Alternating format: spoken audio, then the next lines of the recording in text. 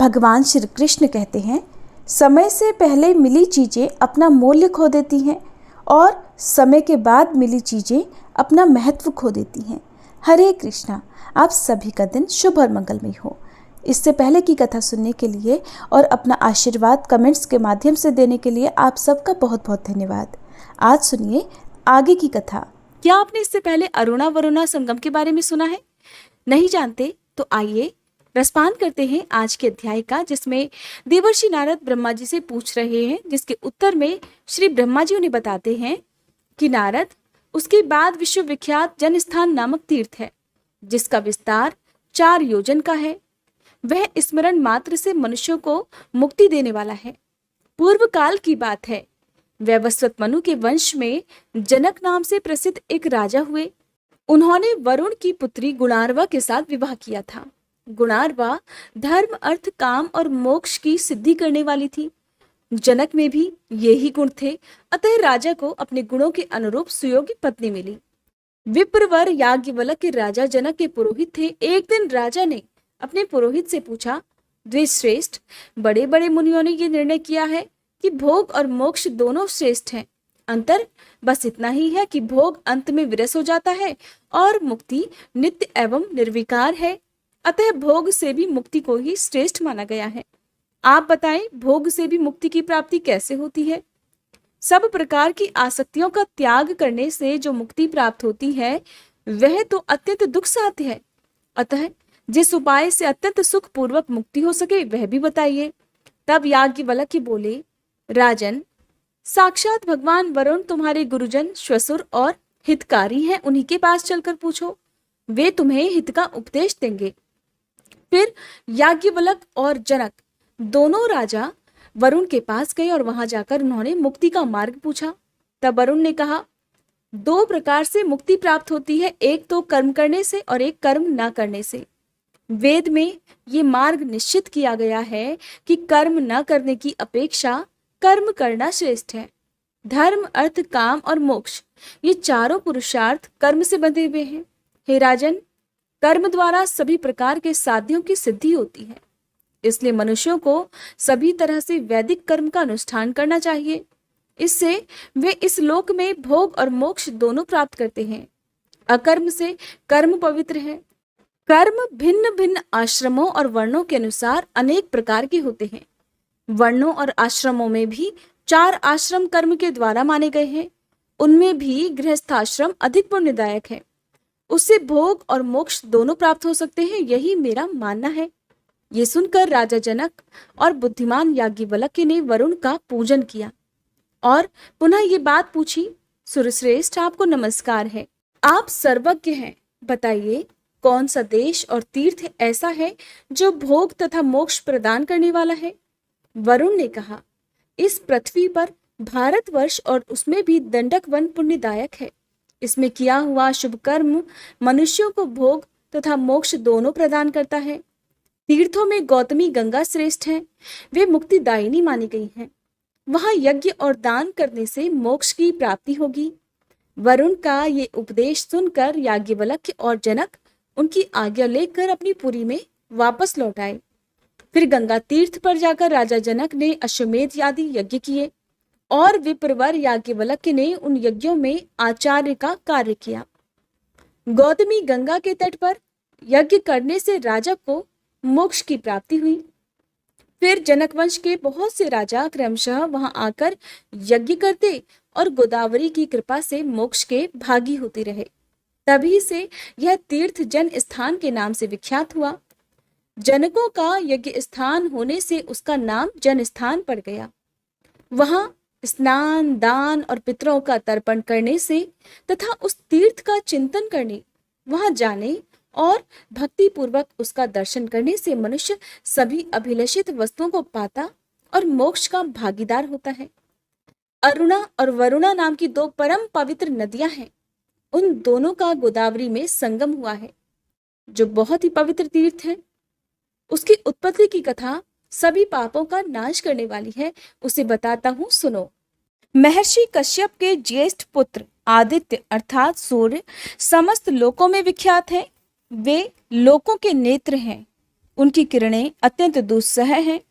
भगवान सूर्य के रथ में 7 घोड़े जुते हुए हैं। भगवान सूर्य संपूर्ण लोकों द्वारा पूजित हैं। उनकी पत्नी का नाम उषा है। उषा विश्वकर्मा की पुत्री और त्रिभुवन की अद्वितीय सुंदरी है। उसे अपने स्वामी के तीव्र ताप का सहन नहीं हो पाता था। वह सदा इसी चिंता में पड़ी रहती कि मुझे क्या करना चाहिए। उषा के 2 बुद्धिमान पुत्र थे, वैवस्वत मनु और यम।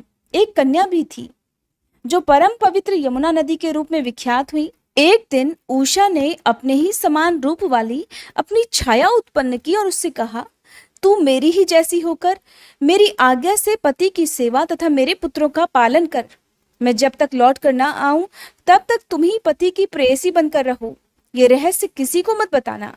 मेरी संतानों पर भी ये भेद प्रकट ना हो पाए। छाया ने बहुत अच्छा कहकर उषा की आज्ञा स्वीकार कर ली और उषा अपने घर से निकल गई। उसने तपस्या करने के लिए उत्तर कुरु नामक देश को प्रस्थान किया। वहां पहुंचकर उसने घोड़ी का रूप धारण करके बड़ी कठिन तपस्या प्रारंभ कर दी। जब सूर्यदेव को इस बात का पता चला तब वे भी घोड़े का रूप धारण करके उसके पास गए। पतिव्रता उषा पर पुरुष की आशंका से भागकर भारतवर्ष में गौतमी के तट पर आई। वहां उसका पति के साथ समागम हुआ, जिससे अश्विनी कुमारों की उत्पत्ति हुई। वह स्थान अश्वतीर्थ, भानुतीर्थ और पंचवटी नाम से विख्यात हुआ। तापी और यमुना दोनों सूर्य की कन्याएं थीं। वे गौतमी तट पर अपने पिता से मिलने के लिए अरुणा वरुणा नामक नदियों के रूप में आई थी। उन दोनों का जहां गंगा में संगम हुआ है वह बहुत उत्तम तीर्थ है। उसमें भिन्न भिन्न देवताओं और तीर्थों का पृथक पृथक समागम हुआ है। उक्त संगम में 27,000 तीर्थों का समुदाय है।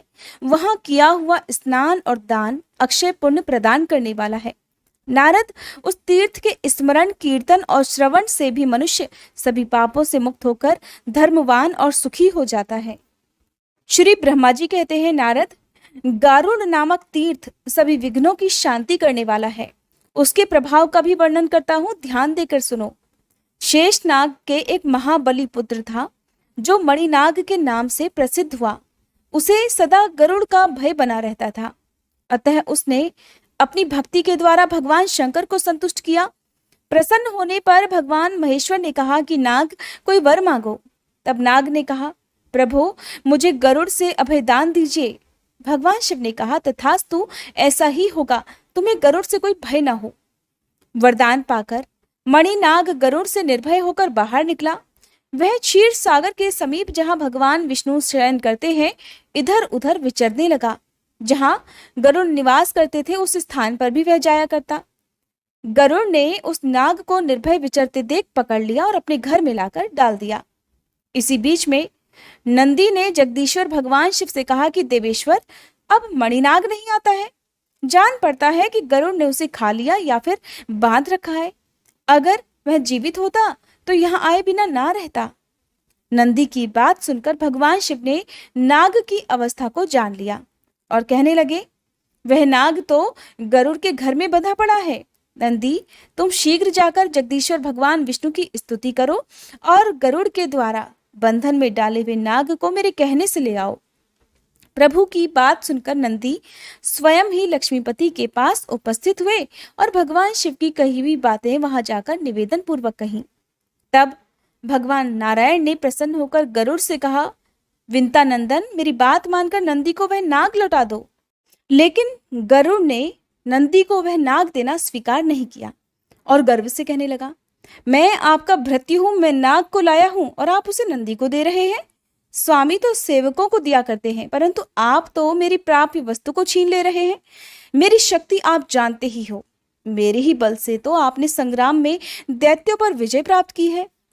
भगवान विष्णु ने गरुड़ की बात सुनकर सबके सामने हंसकर कहा, पक्षीराज, ठीक है, तुम्हारे ही बल से मैंने असुरों पर विजय पाई है। फिर भगवान ने क्रोध न करके कहा, गरुड़, मैं मानता हूं तुम में विलक्षण शक्ति है, पर तुम मेरी इस कनिष्ठ अंगुली को तो वहन करो। इतना कहकर भगवान ने अपनी अंगुली गरुड़ के मस्तक पर रख दी। गरुड़ अंगुली का भार तक नहीं सह सके। तब गरुड़ ने दीन भाव से लज्जित होकर हाथ जोड़कर प्रार्थना की और कहने लगे, मैं आपका अपराधी सेवक हूँ, हे प्रभु मेरा परित्राण कीजिए। फिर उन्होंने माता लक्ष्मी से प्रार्थना की। लक्ष्मी जी ने कृपाकुल होकर जनार्दन से कहा, नाथ विपन्न भृत्य गरुड़ की रक्षा कीजिए। तब भगवान ने नंदी से कहा, नंदिकेश्वर तुम गरुड़ के साथ ही नाग को महादेव जी के पास ले जाओ। बहुत अच्छा कहकर नंदी गरुड़ और नाग के साथ धीरे धीरे शंकर जी के पास गए और सब समाचार उन्हें कह सुनाया। तब शंकर जी ने गरुड़ से कहा, महाबाहो तुम लोक पावनी गौतमी गंगा के पास जाओ, वे समस्त अभीष्ट वस्तुओं को देने वाली हैं। उस शांतिमयी सरिता में स्नान करने से तुम्हें समस्त इच्छित वस्तुएं 100 गुनी अथवा सहस्त्र गुनी होकर मिलेंगी। गरुड़ जो सभी प्रकार के पापों से संतप्त हैं, दुर्दैव से जिनका उद्योग नष्ट हो गया है, उन प्राणियों के लिए मनोवांछित फल प्रदान करने वाली गोदावरी नदी ही शरण है। भगवान शिव की ये बात सुनकर गरुड़ प्रणाम करके चले गए। गोदावरी के तट पर पहुंचकर उन्होंने जल में स्नान किया और भगवान शिव तथा विष्णु के चरणों में मस्तक झुकाया। फिर उनमें पूर्ववत वेग आ गया और वे उड़कर भगवान विष्णु के समीप चले गए। तब से वह समस्त अभीष्ट वस्तुओं को देने वाला तीर्थ गारुड़ तीर्थ के नाम से प्रसिद्ध हुआ। वत्स नारद, मनुष्य मन और इंद्रियों को संयम में रखते हुए वहां स्नान आदि जो भी काम करता है, वह सब अक्षय तथा शिव और विष्णु को प्रिय लगने वाला होता है। उसके आगे सभी पापों का नाश करने वाला गोवर्धन तीर्थ है। वह पितरों के लिए पुण्यजनक तथा स्मरण मात्र से पाप दूर करने वाला है। नारद, मैंने उसका प्रभाव प्रत्यक्ष देखा है। पूर्व काल में जाबाली नाम से प्रसिद्ध एक किसान ब्राह्मण रहा करता था। वह दोपहर हो जाने पर भी हल से बैलों को खोलता नहीं था। उनके दोनों बगल में और पीठ पर चाबुक मारता रहता था। उसके दोनों बैल सदा आंखों से आंसू बहाया करते थे। एक दिन कामधेनु गौ जगन्माता सुरभि ने नंदी से सब हाल कहा। नंदी ने भी खिन्न होकर भगवान शंकर को सारी बात बताई। तब शंकर जी ने नंदी से कहा, तुम्हारी प्रत्येक बात सिद्ध हो जाए।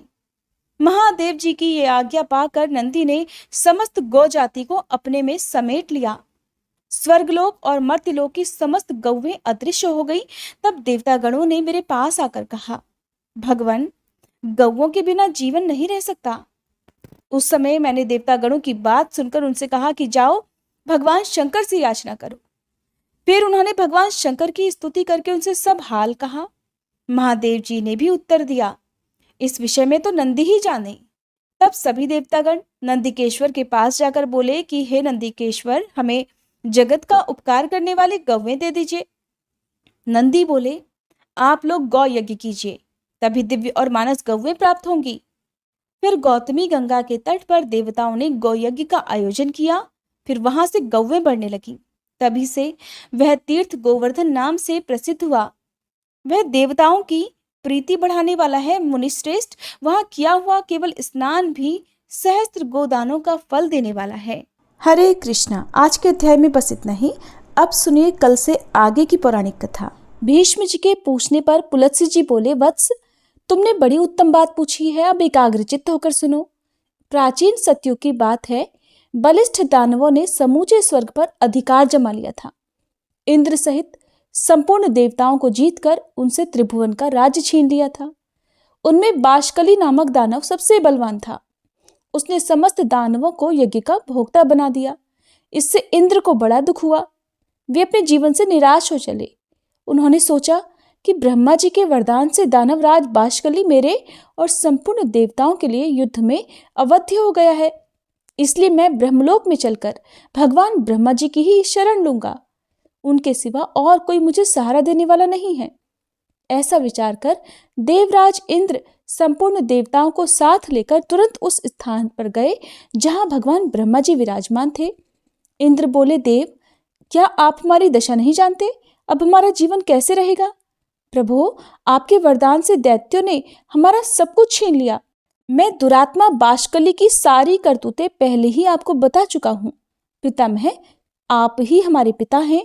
हमारी रक्षा के लिए शीघ्र ही कोई उपाय कीजिए। संसार से वेद पाठ और यज्ञ यज्ञादि उठ गए। उत्सव और मंगल की बातें जाती रही। सबने अध्ययन करना छोड़ दिया है। दंड नीति भी उठा दी गई है। इन सब कारणों से संसार के प्राणी किसी तरह सांस मात्र ले रहे हैं। ये संसार पीड़ाग्रस्त तो था ही, अब और भी कष्टतर दशा को पहुंच गया है। इतने समय में हम लोगों को बड़ी ग्लानि उठानी पड़ी है। ब्रह्मा जी ने कहा, देवराज, मैं जानता हूँ बाष्कली बड़ा नीच है और वरदान पाकर घमंड से भर गया है। यद्यपि तुम लोगों के लिए वह अजेय है, फिर भी मैं समझता हूँ कि भगवान श्री विष्णु उसे अवश्य ठीक कर देंगे।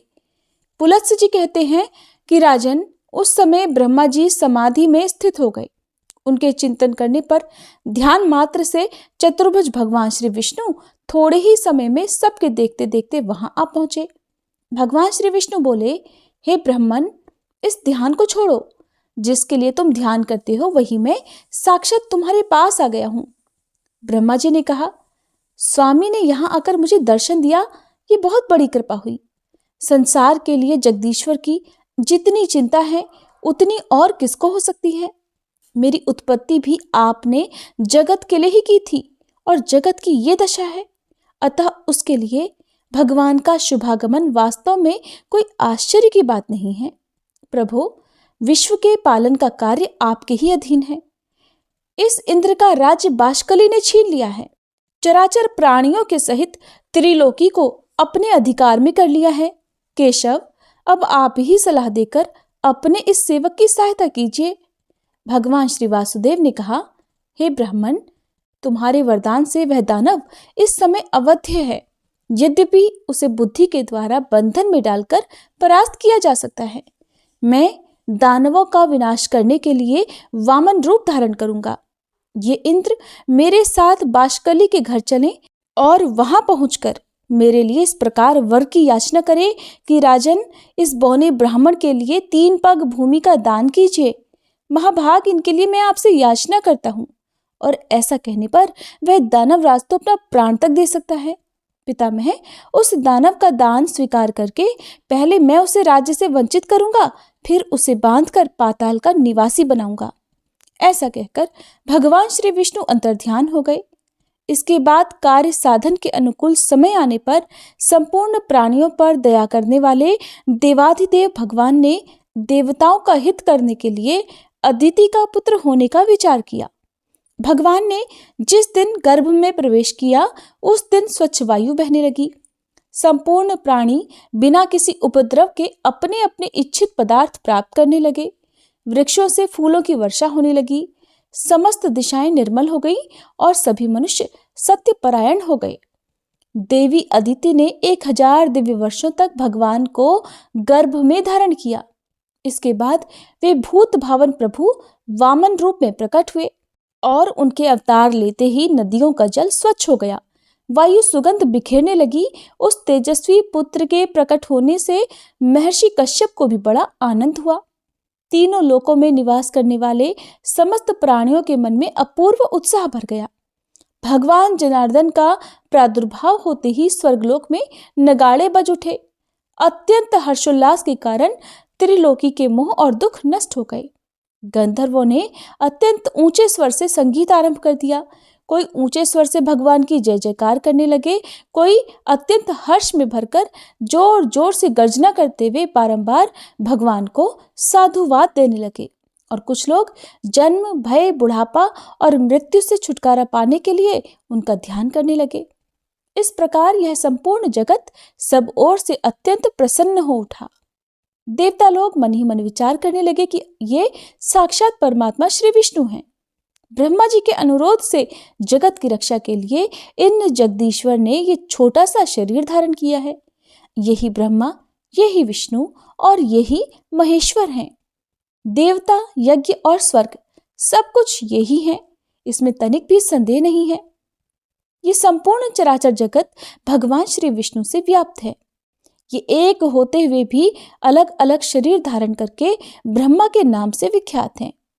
जिस प्रकार बहुत से रंगों वाली वस्तुओं का सानिध्य होने पर स्फटिक मणि विचित्र सी प्रतीत होने लगती है, वैसे ही मायामय गुणों के संसर्ग से स्वयंभू परमात्मा की नाना रूपों में प्रतीति होती है।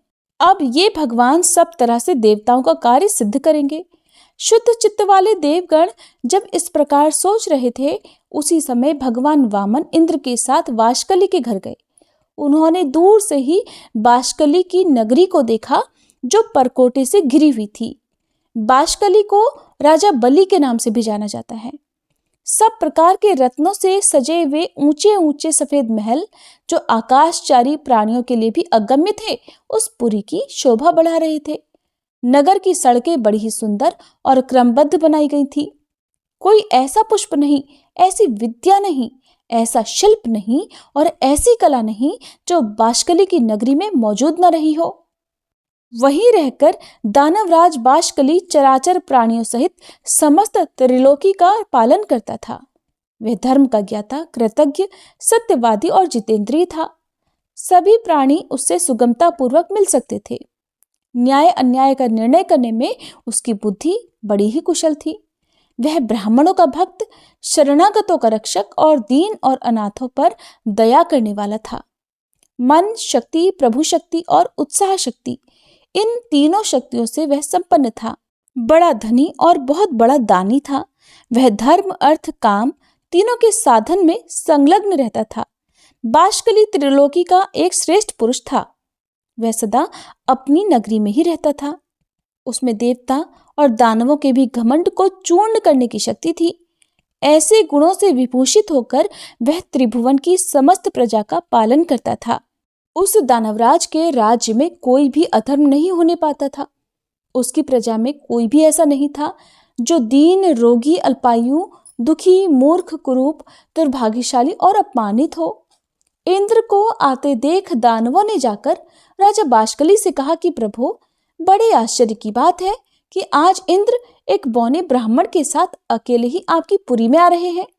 इस समय हमारे लिए जो कर्तव्य हो उसे शीघ्र बताइए। उनकी बात सुनकर बाशकली ने कहा कि दानवों, इस नगर में देवराज को आदर के साथ ले आना चाहिए। आज वे हमारे पूजनीय अतिथि हैं। पुलत्स्य जी कहते हैं, दानवराज बाशकली दानवों से ऐसा कहकर फिर स्वयं इंद्र से मिलने के लिए अकेला ही राजमहल से बाहर निकल पड़ा और अपनी शोभा संपन्न नगरी की 7वीं ड्योढ़ी पर जा पहुंचा। इतने में ही उधर से भगवान वामन और इंद्र भी आ पहुंचे। दानवराज ने बड़े प्रेम से उनकी ओर देखा और प्रणाम करके अपने को कृतार्थ माना। वह प्रसन्नता से भरकर सोचने लगा कि मेरे समान धन्य तो दूसरा कोई नहीं है, क्योंकि आज मैं त्रिभुवन की राज्य लक्ष्मी से संपन्न होकर देवराज इंद्र को याचक के रूप में अपने घर पर आया देखता हूँ। ये मुझसे कुछ याचना करेंगे। घर पर आए हुए इंद्र को मैं अपनी पत्नी, पुत्र, महल और तो और अपने प्राण भी दे डालूंगा। फिर त्रिलोकी के राज्य की तो बात ही क्या है। ये सोचकर उसने सामने आकर देवराज इंद्र को अंक में भरकर बड़े आदर के साथ गले लगाया और अपने राज्य भवन के अंदर ले जाकर अर्घ्य और आचमनी आदि से उन दोनों का यत्नपूर्वक पूजन किया। इसके बाद बाशकली बोला, इंद्र, आज मैं आपको अपने घर पर स्वयं आया देखता हूँ। इससे मेरा जन्म सफल हो गया, मेरे सभी मनोरथ पूर्ण हो गए। प्रभु, मेरे पास आपका किस उद्देश्य से आना हुआ, मुझे सारी बात बताइए। आपने यहाँ आने का जो कष्ट उठाया है, इसे मैं बड़े आश्चर्य की बात समझता हूँ। देवराज इंद्र कहने लगे, बाशकले, मैं जानता हूँ दानव वंश के श्रेष्ठ पुरुषों में तुम सबसे प्रधान हो। तुम्हारे पास मेरा आना कोई आश्चर्य की बात नहीं है। तुम्हारे घर पर आए हुए याचक कभी खाली हाथ नहीं लौटते। तुम याचकों के लिए कल्प वृक्ष हो। तुम्हारे समान दाता कोई नहीं है। तुम प्रभा में सूर्य के समान हो, गंभीरता में सागर की समानता करते हो। क्षमाशीलता के कारण तुम्हारी पृथ्वी के साथ तुलना की जाती है। ये ब्राह्मण देवता वामन कश्यप जी के उत्तम कुल में उत्पन्न है। इन्होंने मुझसे 3 पग भूमि के लिए याचना की है, किंतु बाशकले, मेरा त्रिभुवन राज्य तो तुमने पराक्रम करके छीन लिया है। अब तो मैं निराधार और निर्धन हूं। इन्हें देने के लिए मेरे पास कोई भूमि नहीं है, इसलिए मैं तुमसे याचना करता हूं। याचक मैं नहीं, ये हैं। दानवेंद्र, अगर तुम्हें अभीष्ट हो तो इन वामन जी को 3 पग भूमि दे दो। बाशकली ने कहा, देवेंद्र, आप भले पधारे, आपका कल्याण हो। जरा अपनी ओर देखिए तो सही, आप ही तो सबके परम आश्रय हैं। पितामह ब्रह्मा जी त्रिभुवन की रक्षा का भार आपके ऊपर डालकर सुख से बैठे हैं और ध्यान धारणा से युक्त हो परम पद का चिंतन करते हैं। भगवान श्री विष्णु भी अनेकों संग्रामों से थककर जगत की चिंता छोड़ आपके ही भरोसे क्षीर सागर का आश्रय ले सुख की नींद सो रहे हैं। उमानाथ भगवान शंकर भी आपको ही सारा भार सौंपकर कैलाश पर्वत पर विहार करते हैं। मुझसे अलग बहुत से दानवों को, जो बलवानों से भी बलवान थे, आपने अकेले ही मार गिराया। 12 आदित्य, 11 रुद्र, दोनों अश्विनी कुमार, 8 वसु और सनातन देवता धर्म, ये सब लोग आपके ही बाहुबल का आश्रय लेकर स्वर्गलोक में यज्ञ का भाग ग्रहण करते हैं। आपने उत्तम दक्षिणाओं से संपन्न 100 यज्ञों द्वारा भगवान का यजन किया है। वृत्र और नमुची आपके ही हाथों मारे गए हैं। आपने ही पाक नामक दैत्य का दमन किया है।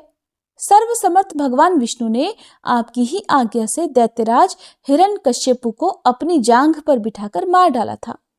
आप ऐरावत के मस्तक पर बैठकर वज्र हाथ में लिए जब संग्राम भूमि में आते हैं, उस समय आपको देखते ही सब दानव भाग जाते हैं। पूर्व समय में आपने बड़े बड़े बलिष्ठ दानवों पर विजय पाई है। देवराज, आप तो ऐसे प्रभावशाली हैं, भला आपके सामने मेरी क्या गिनती हो सकती है।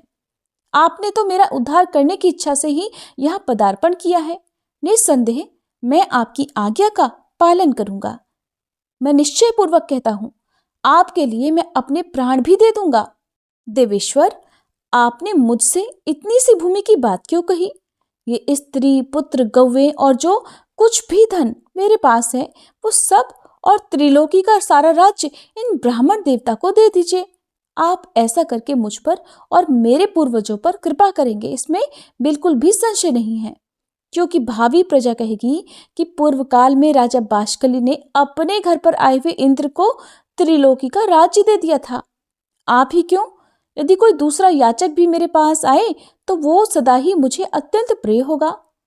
आप तो उन सब में मेरे लिए विशेष आदरणीय हैं, अतः आपको कुछ भी देने में मुझे कोई विचार नहीं करना है। परंतु देवराज, मुझे इस बात से बड़ी लज्जा हो रही है कि इन ब्राह्मण देवता के विशेष प्रार्थना करने पर आप मुझसे केवल 3 पग ही भूमि मांग रहे हैं। मैं तो इन्हें अच्छे अच्छे गांव दे दूंगा और आपको स्वर्ग का राज्य भी अर्पण कर दूंगा।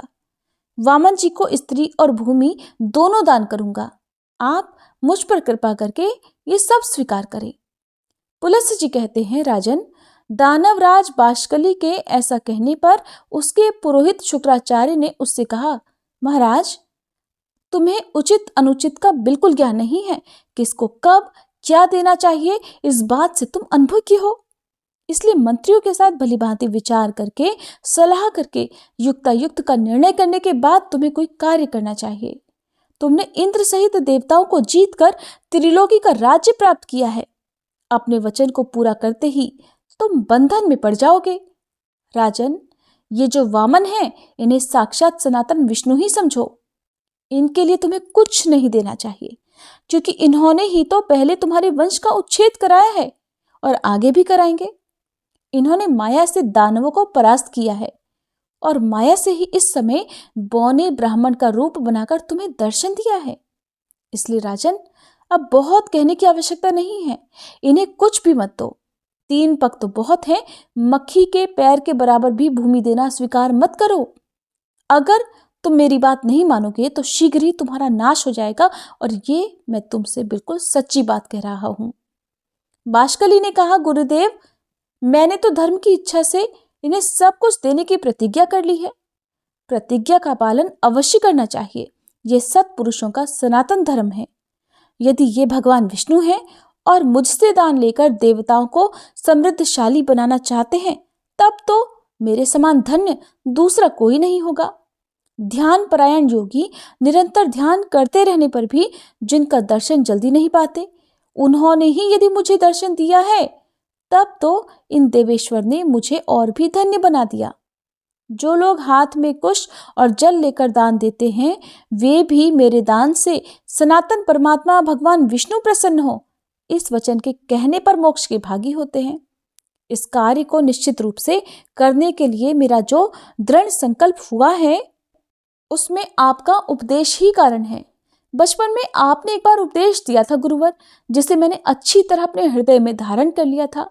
वो उपदेश इस प्रकार था कि शत्रु भी यदि घर पर आ जाए तो उसके लिए भी कोई वस्तु अदेय नहीं है, उसे कुछ भी देने से कभी इनकार नहीं करना चाहिए। गुरुदेव, यही सोचकर मैंने इंद्र के लिए स्वर्ग का राज्य और वामन जी के लिए अपने प्राण तक दे डालने का निश्चय कर लिया है। जिस दान के देने से कुछ भी कष्ट नहीं होता, ऐसा दान तो संसार में सभी लोग देते हैं। ये सुनकर गुरुजी ने लज्जा से अपना मुंह नीचा कर लिया। तब बाष्कली ने इंद्र से कहा, देव, आपके मांगने पर मैं सारी पृथ्वी दे सकता हूँ। यदि इन्हें 3 ही पग भूमि देनी पड़े तो ये तो मेरे लिए लज्जा की बात होगी। इंद्र ने कहा, दानवराज, तुम्हारा कहना सत्य है, किंतु इन ब्राह्मण देवता ने मुझसे 3 ही पग भूमि की याचना की है। इनको बस इतनी ही भूमि की आवश्यकता है और मैंने भी इन्हीं के लिए तुमसे याचना की है, इसलिए इन्हें यही वर प्रदान करो। बाष्कली ने कहा, देवराज, आप वामन को मेरी ओर से 3 पग भूमि दे दीजिए और आप भी चिरकाल वहां सुख से निवास कीजिए। पुलत्स्य जी कहते हैं, ऐसा कहकर बाष्कली ने हाथ में जल लेकर साक्षात श्री हरि मुझ पर प्रसन्न हो, ऐसा कहते हुए वामन जी को 3 पग भूमि दे दी। दानवराज के दान करते ही श्री हरि ने वामन रूप त्याग दिया और देवताओं के हित की इच्छा से संपूर्ण लोकों को नाप लिया। वे यज्ञ पर्वत पर पहुंचकर उत्तर की ओर मुंह करके खड़े हो गए। उस समय दानव लोक भगवान के बाएं चरण के नीचे आ गया। तब जगदीश्वर ने पहला पग सूर्यलोक में रखा और दूसरा ध्रुवलोक में। फिर अद्भुत कर्म करने वाले भगवान ने तीसरे पग से ब्रह्मांड पर आघात किया। उनके अंगूठे के आगे भाग से लगकर ब्रह्मांड कटा फूट गया, जिससे बहुत सारा जल बह निकला। उसे ही भगवान श्री विष्णु के चरणों से प्रकट होने वाली वैष्णवी नदी गंगा कहते हैं। गंगा जी अनेक कारणवश भगवान श्री विष्णु के चरणों से प्रकट हुई हैं। उनके द्वारा चराचर प्राणियों सहित समस्त त्रिलोकी व्याप्त है। इसके बाद भगवान श्री वामन ने बाष्कली से कहा, राजन, मेरे 3 पग पूर्ण करो। बाष्कली ने कहा, भगवान, आपने पूर्व समय में जितनी बड़ी पृथ्वी बनाई थी उससे मैंने कुछ भी छुपाया नहीं है। पृथ्वी छोटी है और आप महान हैं। मुझ में सृष्टि उत्पन्न करने की शक्ति नहीं है जिससे कि दूसरी पृथ्वी बनाकर मैं आपके 3 पग पूर्ण कर सकूं। देव, आप जैसे प्रभुओं की इच्छा शक्ति ही मनोवांछित कार्य करने में समर्थ होती है। सत्यवादी बाष्कली को निरुत्तर जानकर भगवान श्री विष्णु बोले, दानवराज, बोलो, मैं तुम्हारी कौन सी इच्छा पूर्ण करूं? तुम्हारा दिया हुआ संकल्प का जल मेरे हाथ में आया है, इसलिए तुम वर पाने के योग्य हो, वरदान के उत्तम पात्र हो। तुम्हें जिस वस्तु की इच्छा हो मांगो, मैं उसे दूंगा। बाष्कली ने कहा, देवेश्वर, मैं आपकी भक्ति चाहता हूँ। मेरी मृत्यु भी आपके ही हाथ से हो, जिससे मुझे आपके परम धाम श्वेत द्वीप की प्राप्ति हो, जो तपस्वियों के लिए भी दुर्लभ है। पुलत्स्य जी कहते हैं, बाष्कली के ऐसा कहने पर भगवान श्री विष्णु ने कहा, राजन, तुम एक कल्प तक ठहरे रहो। जिस समय वराह रूप धारण करके मैं रसातल में प्रवेश करूंगा, उसी समय मैं तुम्हारा वध करूंगा। इससे तुम मेरे रूप में लीन हो जाओगे। भगवान के ऐसे वचन सुनकर वह दानव उनके सामने से चला गया। भगवान भी उससे त्रिलोकी का राज्य छीनकर अंतर्ध्यान हो गए। बाष्कली पाताल लोक का निवासी होकर सुखपूर्वक रहने लगा। बुद्धिमान इंद्र तीनों लोकों का पालन करने लगे। ये जगत गुरु भगवान श्री विष्णु के वामन अवतार का वर्णन है। इसमें श्री गंगा जी के प्रादुर्भाव की कथा भी आ गई है। ये प्रसंग सभी पापों का नाश करने वाला है। राजन, ये मैंने श्री विष्णु के 3 पगों का इतिहास बतलाया है, जिसे सुनकर मनुष्य इस संसार में संपूर्ण पापों से मुक्त हो जाता है। श्री विष्णु के पगों का दर्शन कर लेने पर उसके दुस्वप्न, दुश्चिंता और घोर पाप शीघ्र नष्ट हो जाते हैं। पापी मनुष्य प्रत्येक युग में यज्ञ पर्वत पर स्थित श्री विष्णु के चरणों का दर्शन करके पाप से छुटकारा पा जाते हैं। भीष्म, जो मनुष्य मौन होकर यज्ञ पर्वत पर चढ़ता है अथवा 3 पुष्करों की यात्रा करता है, उसे अश्वमेध यज्ञ का फल मिलता है। वो सब पापों से मुक्त होकर मृत्यु के पश्चात श्री विष्णु धाम में जाता है। भीष्म जी बोले, भगवान, ये तो बड़े आश्चर्य की बात है कि वामन जी के द्वारा दानवराज बाष्कली बंधन में डाला गया। मैंने तो श्रेष्ठ ब्राह्मणों के मुख से ऐसी कथा सुन रखी है कि भगवान ने वामन रूप धारण करके राजा बलि को बांधा था और विरोचन कुमार बलि आज तक पाताल लोक में मौजूद है। अतः आप मुझसे बलि के बांधे जाने की कथा का भी वर्णन कीजिए। पुलत्स्य जी बोले, राजन, मैं तुम्हें सब बातें बताता हूँ, सुनो। पहली बार की कथा तो तुम सुन ही चुके हो। दूसरी बार वर्तमान व्यवस्वत मनवंतर में भी भगवान श्री विष्णु ने त्रिलोकी को अपने चरणों से नापा था। उस समय उन देवाधिदेव ने अकेले ही यज्ञ में जाकर राजा बलि को बांधा और भूमि को नापा था। उस अवसर पर भगवान का पुनः वामन अवतार हुआ था और फिर उन्होंने फिर से त्रिविक्रम रूप धारण किया था। वे पहले वामन होकर फिर अवामन अर्थात विराट हो गए थे। हरे कृष्णा। आज के अध्याय में बस इतना ही। इसके आगे का वर्णन आप सभी अगले अध्याय में सुनिएगा।